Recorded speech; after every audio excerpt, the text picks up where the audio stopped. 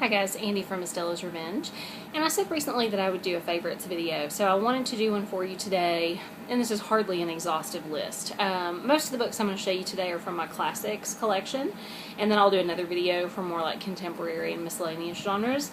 But the shelves that you see behind me in just about every video are my keeper shelves, and so these are where like favorite books go, and books that I think that I will reread or teach, or that I just love.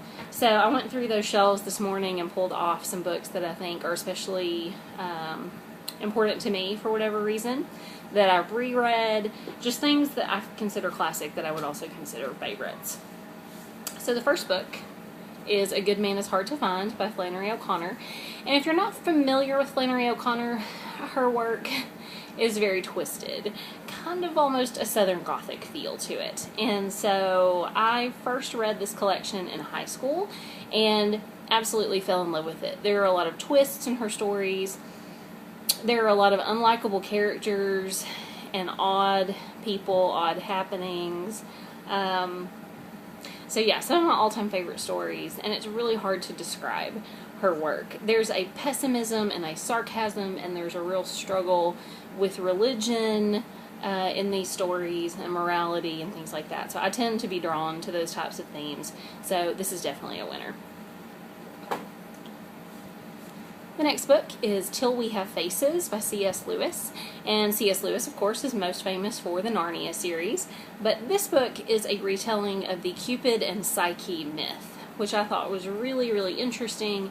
It's been quite a few years since I read it, so this is a book that I will probably reread in the nearish future, but I just do remember that he added some odd imagery that you wouldn't expect, some feminist kind of women's issues elements going on in this retelling that I just found really intriguing. So that's one I really want to reread as well.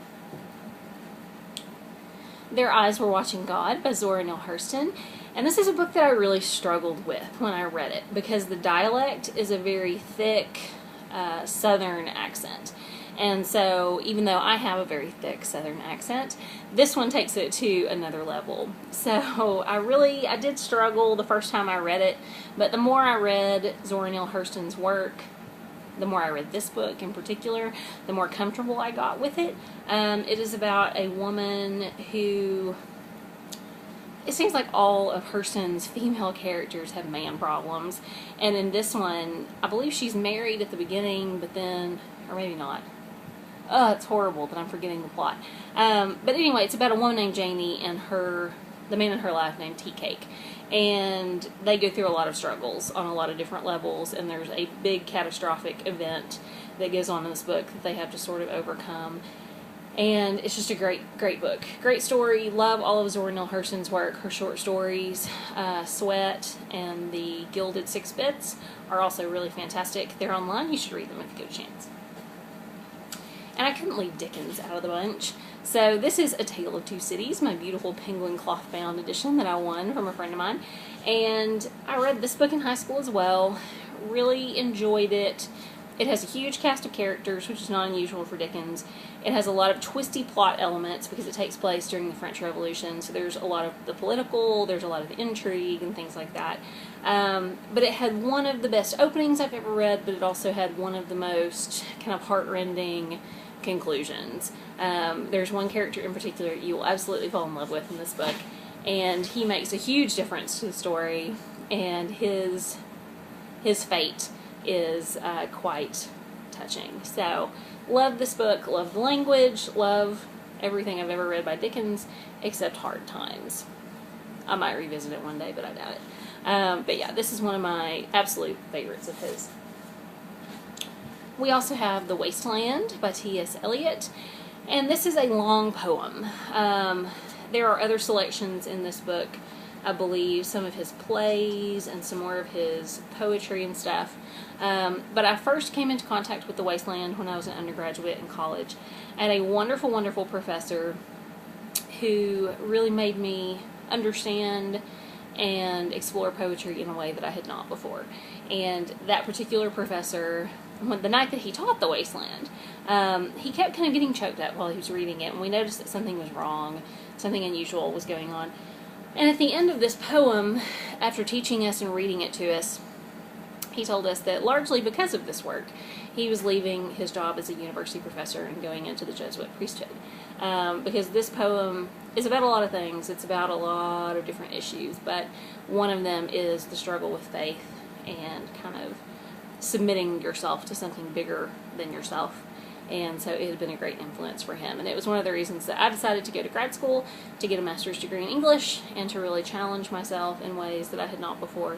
So definitely read this one, an annotated version, because it will shed a lot of light on this. It is very hard to understand. It is full of intertextual references, so if you get a chance, definitely read some sort of companion material. But yeah, still awesome. The Professor's House by Willa Cather. I've read a lot of Cather. This was the first Cather book that I ever read, and I'm having a hard time now remembering the plot, which is very sad because I consider her work, and this book in particular, one of my favorites, but it has been so long and it has sort of faded. I do know that it's about a professor called Godfrey St. Peter, and he is kind of looking back on his life and his experiences with one other gentleman in particular, and their relationship and how it played out and how it affected him over the course of his life. And Cather's writing is just really easy to sink into. If you're not always comfortable with classics, this might be a great place to start. Any of Cather's work, because it's just really easy to read. And it's really pleasant, but there's a lot going on underneath the surface. And yeah, just stunning. Definitely one I want to reread soon. Incidents in the Life of a Slave Girl by Harriet Jacobs. Writing as Linda Brent. She wrote under a pen name. This is another book I read in college. I've mentioned it very briefly, I think, in another video, in my Q&A video, which I haven't posted yet. But this book is about a woman who wants to get her children out of slavery, and so she hides in an attic crawl space the size of a coffin for 7 years. Can you even imagine? And so she, in a roundabout way, is trying to help her children get out of slavery, and just, yeah, very thoughtful, incredible story of a woman who, you know, was a slave but learned to read and learned to express herself, and then later wrote this beautiful, beautiful memoir. Highly recommended. I mean, I would say this is one of those classics that changed me as a person, that gave me a new understanding of slavery. Anyone growing up in the United States learns about slavery, understands slavery on an intellectual level, but this helped me feel that in a different way than I had before. So it's just an incredible book. And last, and certainly not least, The Good Earth by Pearl S. Buck. This is the story of a Chinese couple and their children living through horrible conditions, famine, just awful, awful. It is a bit of a downer of a story at times, but it is beautiful writing, really easy to read, really touching, a lot to talk about in this book.